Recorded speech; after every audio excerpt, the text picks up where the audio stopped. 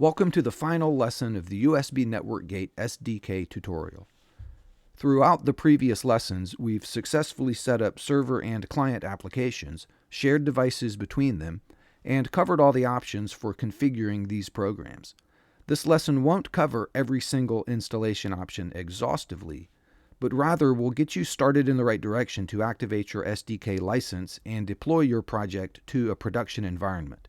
You can refer to the documentation that's included in the SDK package for all the details about specific features and how to configure and troubleshoot them. You may use the free license to test the commercial version of USB Network Gate on a development computer, but this license will only last for a week. However, once you buy the full version, you can run it on an unlimited number of computers, regardless of their operating system. The SDK installation comes with a USB Network Gate management and configuration program. The SDK should install a desktop shortcut, but you can always find the management program by searching your computer for Configure USB Network Gate and selecting that program. Within this configuration manager, you'll need to enter the license key you purchased and generate an activation file, which has an extension of .act. The file is located in your Program Data folder in a subfolder called Electronic Team/UNG. You can open the Program Data folder using the Run program in Windows and typing in Program Data, bookended by the ampersand character, and then the UNG folder is easy to find within that. You must include this activation file with the installers you create for your client and server apps. The benefit of the activation file is that you don't need to include your actual license key with every instance of an application you deploy.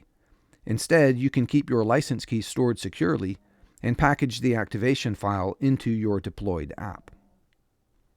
There are quite a few crucial driver files that are installed alongside the SDK, and these files must also be present on any computer that's using the framework. However, if any of the driver files become corrupted or somehow are missing from your system, the easiest way to fix the issue is to uninstall all drivers, reboot your system, and then reinstall the SDK from the Electronic Team website. In order to package the drivers with your installer, you must use driver versions that work for your target device. Included in the SDK are 5 different folders full of driver and support files. The list of files look identical from folder to folder, but each one is set up to support a specific operating system and bit depth. For example, if your target platform is 32-bit Windows 10, you'd include the folder NT10 in your deployment package to get access to the drivers you need for 32-bit Windows 10. The full list of driver version sets and their target operating system and processor is shown on screen and contained in the manual for future reference. You must include at least one of these folders' contents with your redistribution package. If you know for sure what your target framework will be, you can just include that one folder. However, to maximize cross-platform support, you might want to include all 5 folders with your deployment package and have your installation script dynamically check the target framework and choose the correct driver files to install. Then, once your installation script has selected a folder that's compatible with your operating system, have your installer find the file setupserverung.exe from within that folder and run it. The executable will set up the necessary drivers. You can find more detailed information about all these driver files and what each one does in the manual, which is linked in the video description. You'll need to use a similar method to install the underlying Windows service on the target computer. Find the usbservice.exe file in the SDK installation directory and include it with your program's installer package. Then your installation script should run it with the command line argument install. After the service is installed, it'll also need to be enabled, which you can do by running the same executable again with the command line argument enable. There are corresponding disable and uninstall commands that you can run on this service to stop it or remove it from the computer. There are 32 and 64-bit versions of the service, depending on your target platform, and on the deployed system, the activation file needs to be in the same directory as this USB service executable. Once again, there's more information about the service files in the manual that's included in the SDK and linked in the video description. There are functions within the SDK that allow your code to check that the license is activated and the installation is good to go before the program proceeds. We recommend that you use this feature because it lets you debug and diagnose issues with your programs more accurately.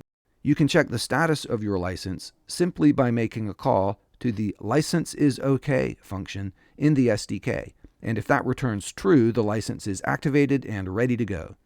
If it returns false, then you know something's wrong with the license, and you'll be on the right path towards fixing the issue and getting your code working. And you can always find more information about debugging issues with your license in the SDK manual.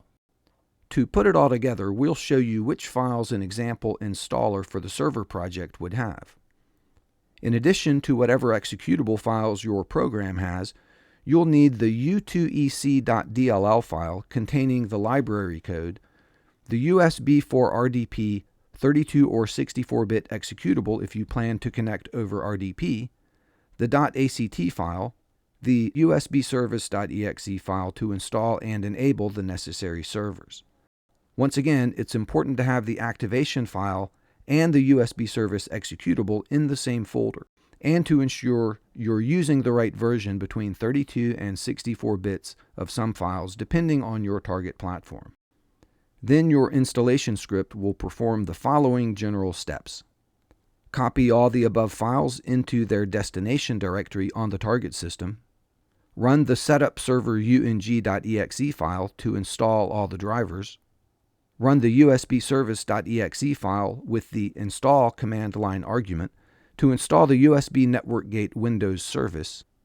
Run the USB service.exe file with the enable command line argument to enable the Windows service and start it. This will get all the necessary supporting driver and service files activated and running on the target device, and your program should be good to go. Congratulations on completing the USB Network Gate video course. Now you have all the tools you need to build and deploy applications with this powerful framework. If you have any further questions, there is more detailed documentation available for download along with the demo client and server programs. The complete sample code for both programs is linked in the description of every video in this course, and the full SDK documentation is included when you purchase a license. Best of luck with your projects and happy coding!